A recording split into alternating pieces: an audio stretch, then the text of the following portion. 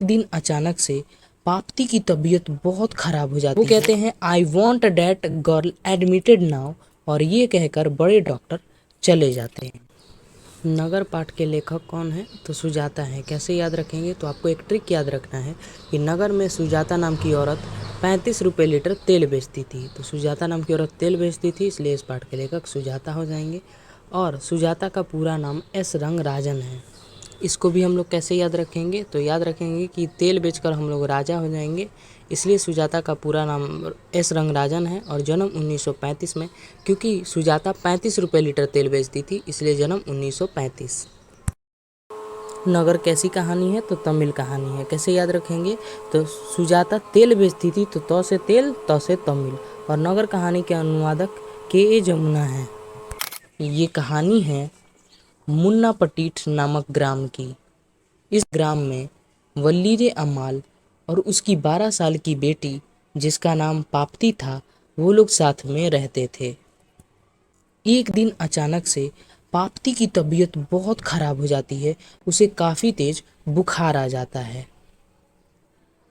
तो माँ क्या करती है, उसे नज़दीकी अस्पताल में लेके जाती है। तो वहाँ का डॉक्टर कहता है कि इसे आप शहर ले जा कर के दिखाइए, इसका इलाज वहीं हो सकता है।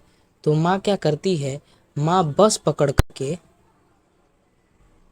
मदुरै शहर आ जाती है। अंग्रेजी लोग मदुरै शहर को मदुरा कहते थे। माँ और पाप्ती जो है हॉस्पिटल पहुंच जाते हैं। हॉस्पिटल के अंदर जाते ही 6 डॉक्टर पाप्ती को घेर के देखने लगते हैं और उसे स्टेथोस्कोप और ऑप्थेल्मोस्कोप से जांच करते हैं। स्टेथोस्कोप से हृदय की गति को मापते हैं, जबकि ऑप्थेल्मोस्कोप से आँखों की जांच होती है। तो बड़े डॉक्टर पाप्ती को देखते हैं तो कहते हैं कि इसे मेनिंजाइटिस रोग है। तो वो कहते हैं I want that girl admitted now, और ये कहकर बड़े डॉक्टर चले जाते हैं। तब वहाँ पर 2 डॉक्टर बचते हैं, जिसका नाम होता है धनशेखर और पाल। वो वलीरे अमाल को कहते हैं आपने पुर्जी कटाई? तो उसने कहा नहीं। तो वो कहते हैं कि ऊपर चले जाओ, वहाँ पर एक आदमी बैठा होगा कुर्सी पर, जा कर के पुर्जी कटा लेना। लेकिन वहाँ पर कोई नहीं बैठा होता है। कुछ देर के बाद वह आदमी आ जाता है। तो वो सारी बातें पूछ करके पुर्जी काटने के बाद वो बोलता है कि आप इस पुर्जी को नीचे ले जा करके जमा कर दीजिए। जहाँ पर पुर्जी जमा करना था, माँ वहाँ पर नहीं कर पाई। माँ ने देखा कि एक जगह पुर्जी जमा हो रही है, वहाँ पर माँ ने जा करके पुर्जी को जमा कर दिया। जब बहुत देर के बाद माँ का नंबर आया, तो उसने पुर्जी फेंक कर मुँह पे मार दिया। बोला कि आपको 48 रूम नंबर में जाना है। तो माँ तो बोली कि मुझे तो नहीं पता है 48 नंबर रूम कहाँ है, कौन सा है। तो उसने एक लड़के को बुला करके माँ को 48 रूम नंबर कमरे तक पहुँचवा दिया। अब माँ जब वहाँ पर गई तो उस डॉक्टर ने बोला कि अभी सीट तो खाली नहीं है, आप कल 7:30 बजे आ जाना सुबह में।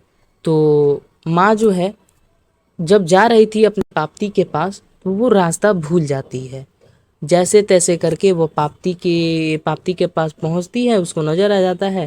तो वो अंदर जाती है, तो वहाँ पर उसे एक आदमी रोक देता है। कहता है कि अभी नहीं, अभी लंच का समय है, आप थोड़ी देर के बाद आइएगा। तो जैसे तैसे करके माँ अपने पाप्ती के पास पहुँच जाती है और सोचती है कि इतनी देर मैं कहाँ रहूँगी, कल ही आ जाती हूँ, कल ही दिखाना है। तो माँ जो है पीले रंग की रिक्शे में बैठ के चली जाती है और वह रास्ते में एक मंदिर था, वहाँ से मन्नत मांगती हुई जाती है कि मेरी बेटी को ठीक कर देगी तो मैं इतने का चढ़ावा चढ़ाऊंगी।